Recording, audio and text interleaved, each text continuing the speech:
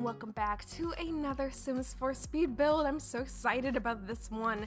So before I start or say anything, I just want to give a heads up that it is storming like a mofo outside. And you guys will probably hear thunder really bad. There's not too much I can do about that. So yeah, whoops. But I did want to get this speed build out to you guys. Also, I just finished eating this amazing chicken that I cooked. I'm learning how to cook more and more now that like I'm living on my own and stuff. So like I made this lemongrass chicken and everything, and then some like cut up carrots and everything too. And it was just oh my god, it was an amazing lunch, and like I'm so proud of myself. And like Gordon Ramsay would be probably not super proud, but he'd be a little bit proud, and that's what I aspire, is for Gordon Ramsay to be proud of me.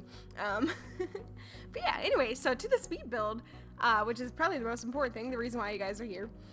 Yes, so I did not build this from scratch. I actually searched Fixer Upper on the gallery, and I saw this amazing barn on this 40 by 30 lot, and I just kind of want to like download it and mess around with it, because like it just had so much potential and stuff. So like what I ended up doing was kind of making this like a home away from home and stuff, because like it's not personalized for individual Sims as far as just like living conditions. Or like, that doesn't make sense. Okay, my grammar's not been super great lately. My mind's like so far elsewhere that like trying to talk to people or even like to voice over is just like not there. I'll explain why here in a little bit, but anyway, to the build. So you could have it be like your main home for your Sims, or like a home away from home, which would be kind of cool. But the cool thing about this one is that, how many times can I say cool? You can completely personalize the inside for your Sims. I did furnish it with like a lot of the Sims 4 season stuff, but like, I mean, there's like a kid's room, kind of like a guest room in the loft, and then definitely like a parent's or an older Sims room downstairs as well.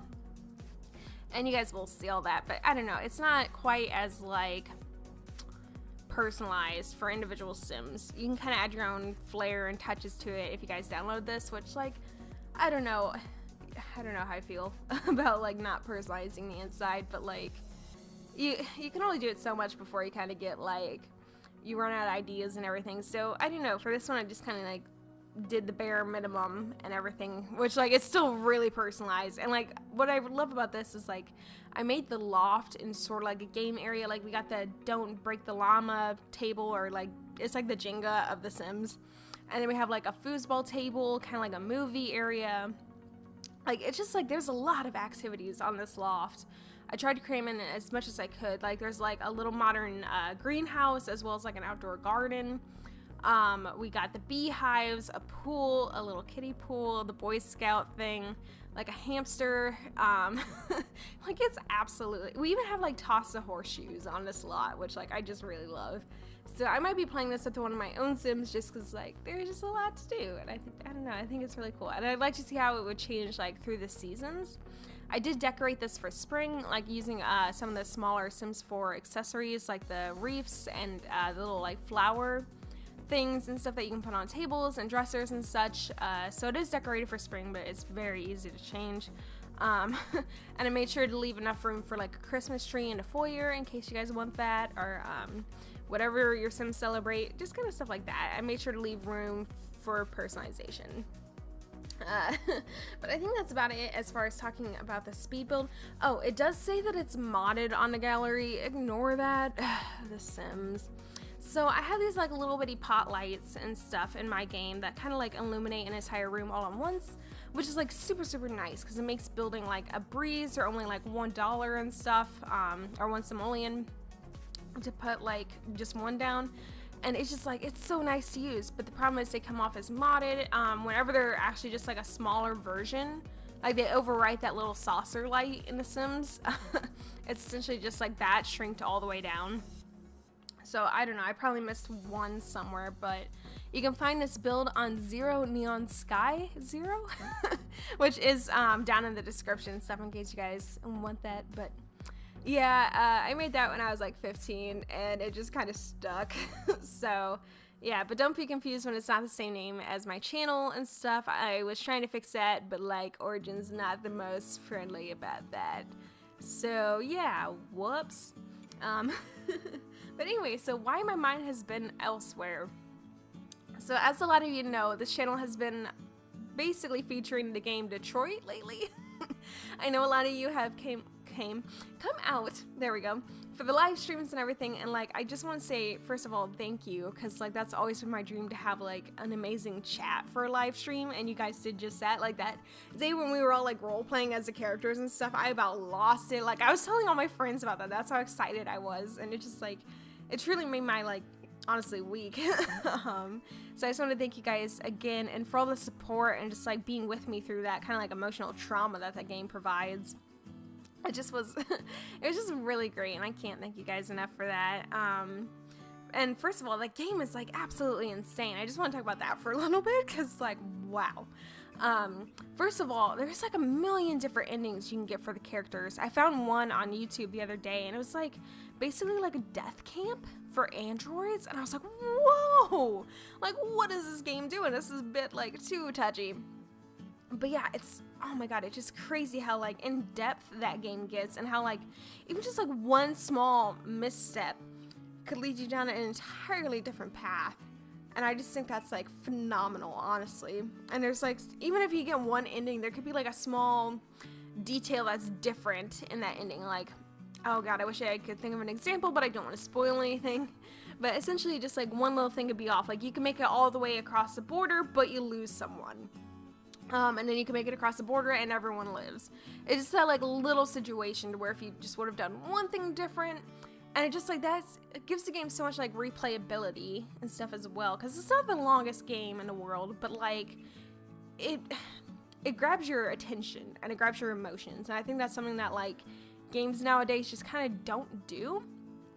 Like I've been playing games such as like Horizon and like Assassin's Creed and stuff like that, and well, like I absolutely love Horizon, like don't get me wrong, top 5 favorite games, but like sometimes it just falls flat, and I find myself not caring about like the characters or what happens or anything. I'm just trying to get from the one place to like the next place, and it just becomes almost like monotonous and not really interesting. But like the cool thing with story-based games is that like it's usually action-packed, so like once you, well, I can't say that because games like Dreamfall chapters aren't, but like once you make a decision, it snowballs from there, and then you're like, you find yourself really emotionally invested, and just like that's where my mind has been lately, is in Detroit.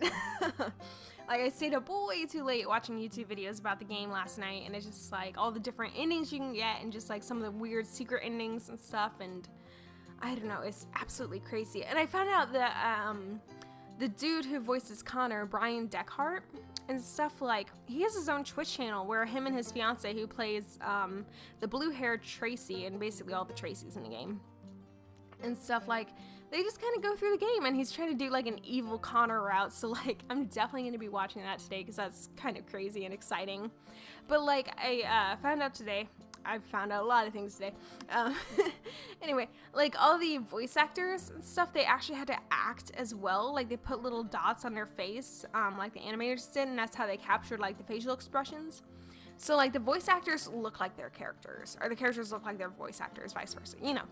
So like that was something that was just like really, really cool. Like the dude who plays Marcus, Jesse something, which like, yay, I share a name with him, woo woo. But like he is just like a real life Marcus, and I didn't know how amazing that was until I saw that, and I was like, yes.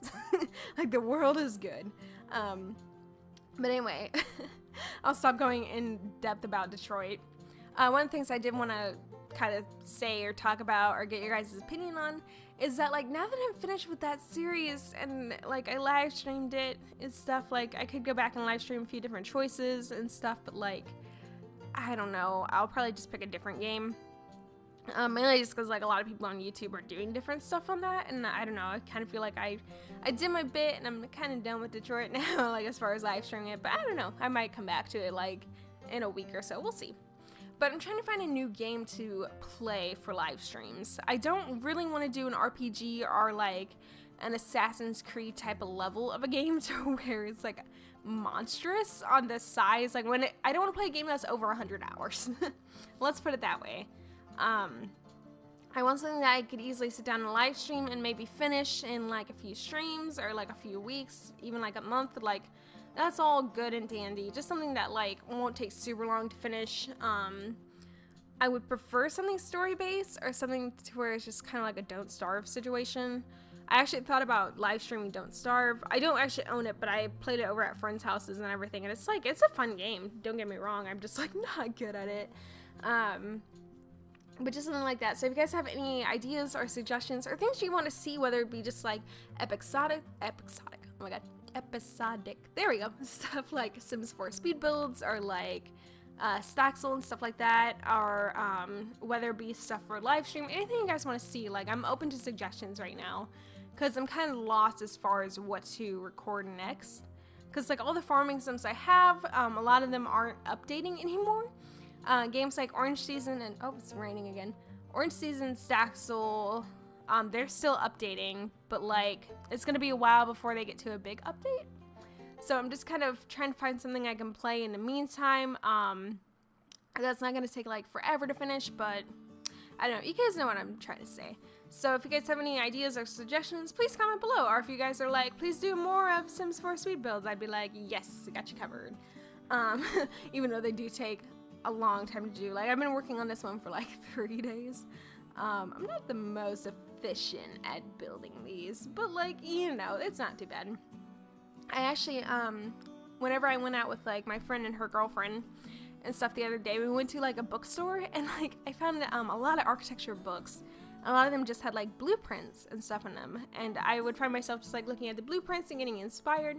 So I actually got one of those books, and because it was from like this cute little like corner bookstore and stuff to where they would sell things for like $10, I got it really cheap. And it's like a $30 book, if not more. So I was like, oh my god, this is awesome. So I actually, the build that I did, oh god, what was it, like a week ago? The like jungle adventure build sort of situation, that was actually inspired off of one of the blueprints in the books. So yeah, I don't know, I might be doing more of those like blueprint inspired things. I'll try and reference what I'm inspired by. So like if it's a church, I'll be like, oh, I was inspired by like this cathedral and blah blah blah and stuff, and that way you guys could like look it up and be like, oh yeah, the blueprint is fairly similar. I don't know. Just a fun little thing.